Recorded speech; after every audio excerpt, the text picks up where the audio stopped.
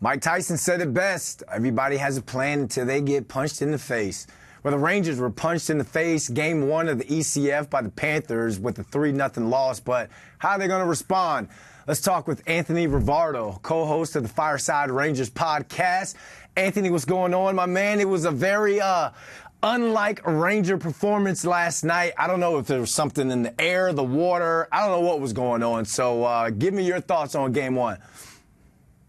Yeah, a little bit of a deflating performance for the New York Rangers, obviously coming off of a very exciting 6-game series against the Carolina Hurricanes and some clutch performances from Chris Kreider and the gang. But last night didn't look the same. Didn't look like this Rangers team that we've been watching all season long. And essentially it boils down to a lack of aggression and physicality from the Rangers last night. I think when you're going up against a Florida Panthers team, they skate fast, they skate physical, they're a very strong team. And the Rangers just aren't matching that energy right now. They haven't put up enough shots in their recent performances. They've been outshot in 9 straight games. They've been taking a couple of silly penalties, and the Stars have been kind of 50-50 whether or not they want to show up in some games. So not the best performance last night, but it is important to note that it's just game one. If you want to harken back to the 1994 Cup run, they also lost game one at home in the Eastern Conference Finals there. So it's nothing to deem the end of the world here, the end of the playoff run for the Rangers. Nothing to blow out of proportion. They're still very much in this series, and I'm confident that if they make the right adjustments, they can absolutely turn it around and still find themselves on the winning end. Okay, it's good to know that everyone doesn't have their hand on the panic button right now. And I don't really like to point fingers, especially not in a 7-game series. But let's say if there's one player who just needs to put game one to bed and show up big time game two, who would that be?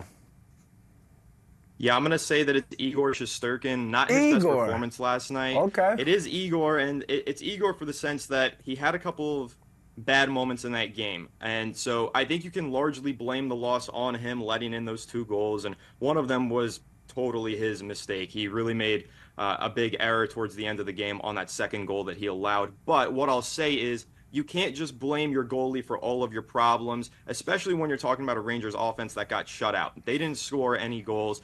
And so you can blame Igor to an extent, but not fully. The Rangers have had this problem, and it's not just this season. It's for the last few seasons where, at times, they just rely on Igor Shesterkin to be a superhero, and they live and die by him. And when he makes a couple of mistakes, sometimes they just can't overcome those mistakes, and that's not his fault.